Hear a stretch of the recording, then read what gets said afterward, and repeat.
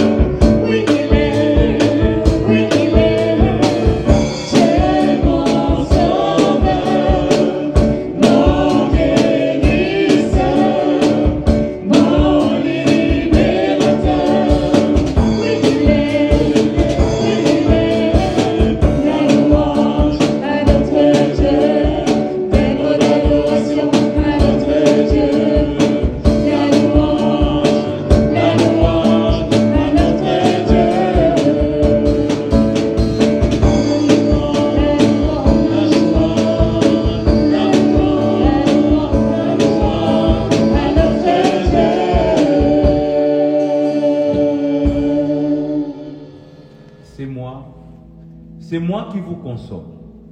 Qui est-il pour avoir peur de l'homme mortel? Édifice de l'homme, pareil à l'herbe. Et tu oublieras l'Éternel qui t'a fait, qui a étendu les cieux et fondé la terre. Et tu tremblerais incessamment tous les jours devant la colère de l'oppresseur, parce qu'il cherche à détruire. Où donc est la colère de l'oppresseur? Bientôt celui qui est courbé sous les fers sera délivré. Il ne mourra pas dans la fosse, et son pain ne lui manquera pas. Je suis l'Éternel, ton Dieu, qui soulève la mer et fait mugir ses flots. L'Éternel des armées est son nom.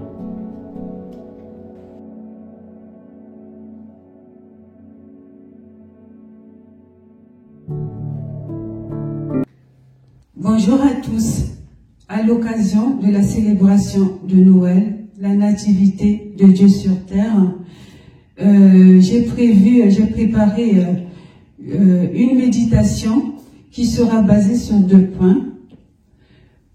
La première, c'est pourquoi c'est important de célébrer la nativité, la venue de Dieu sur terre. Et en deuxième, que nous apporte cette venue de Dieu au milieu des hommes? Qu'est-ce qui fait que Noël, la nativité, est l'événement le plus important dans la Bible? C'est Jean, dans son évangile, qui nous le fait savoir. C'est parce que Dieu, le créateur de toutes choses, s'est fait homme en Jésus. Il est venu habiter au milieu des hommes. Au commencement était la parole. Et la parole était Dieu. Et la parole s'est fait chair. Il va habiter parmi nous et nous avons vu sa gloire. La gloire qu'il tient de son Père. Jean 1, 1 à 18. C'est l'événement le plus important de la Bible qui nous devons célébrer à sa juste valeur. Sans cette venue, le Nouveau Testament n'existerait pas. Que nous apporte la venue du Christ? Il nous a apporté le salut, l'amour, la miséricorde de Dieu aux pécheurs que nous étions. Il nous a apporté le don du Saint-Esprit qui fait de nous les enfants de Dieu. Il est la lumière du monde qui nous a sortis des ténèbres. Il est le bon berger qui est venu regrouper le troupeau de son Père pour le placer sur le chemin de l'éternité. Il est reparti vers le Père pour nous préparer un endroit auprès du Père où il reviendra nous rechercher. D'où, chers frères et sœurs, nous devons célébrer sa venue sur terre avec joie et enthousiasme. Joyeux Noël à tous. Soyez bénis. Amen.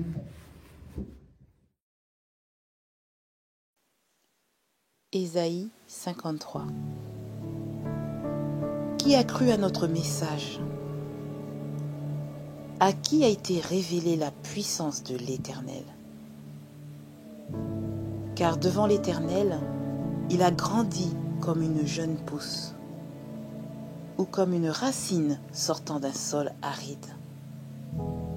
Il n'avait ni prestance, ni beauté pour retenir notre attention, ni rien dans son aspect qui pût nous attirer. Il était méprisé, abandonné des hommes, un homme de douleur habitué à la souffrance.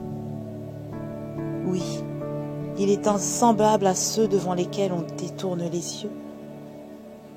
Il était méprisé, et nous n'avons fait aucun cas de sa valeur. Pourtant, en vérité, c'est de nos maladies qu'il s'est chargé, et ce sont nos souffrances qu'il a prises sur lui. Alors que nous pensions que Dieu l'avait puni, frappé et humilié. Mais c'est pour nos péchés qu'il a été percé, c'est pour nos fautes qu'il a été brisé. Le châtiment qui nous donne la paix est retombé sur lui. Et c'est par ses blessures que nous sommes guéris.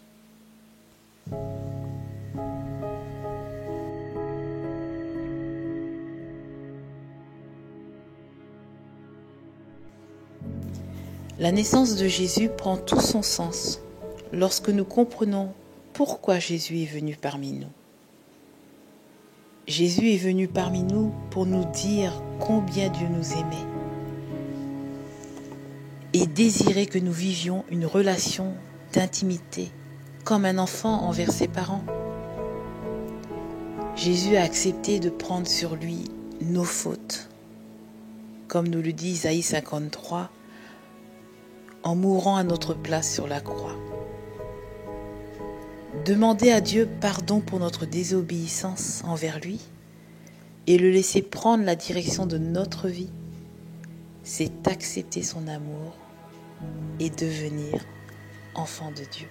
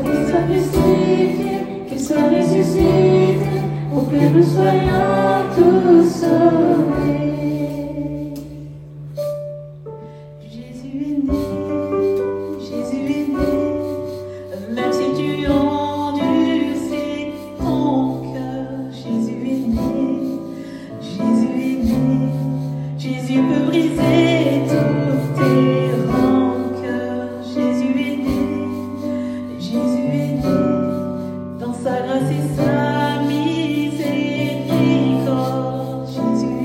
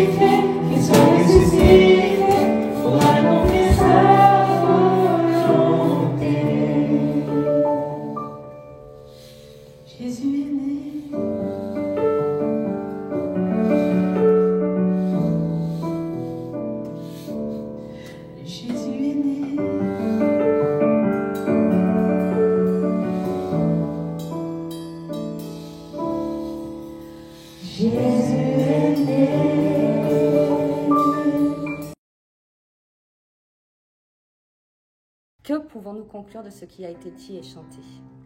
L'amour de Dieu a été manifesté envers nous en ce que Dieu a envoyé son Fils dans le monde afin que nous vivons par lui, nous dit la parole. Et cet amour consiste non point en ce que nous avons aimé Dieu, mais en ce que Dieu nous a aimés et qu'il a envoyé son Fils comme victime expiatoire pour nos péchés.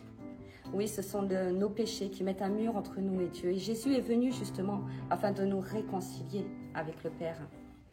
Jésus est venu, il a pris notre condamnation. Il nous a annoncé cette bonne nouvelle, que le royaume des cieux est venu jusqu'à nous.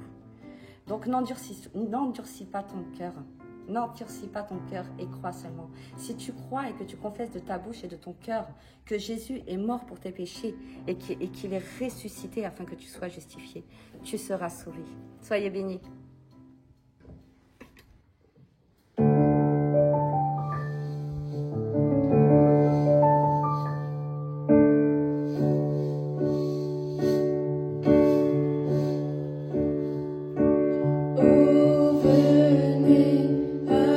Adorons-le,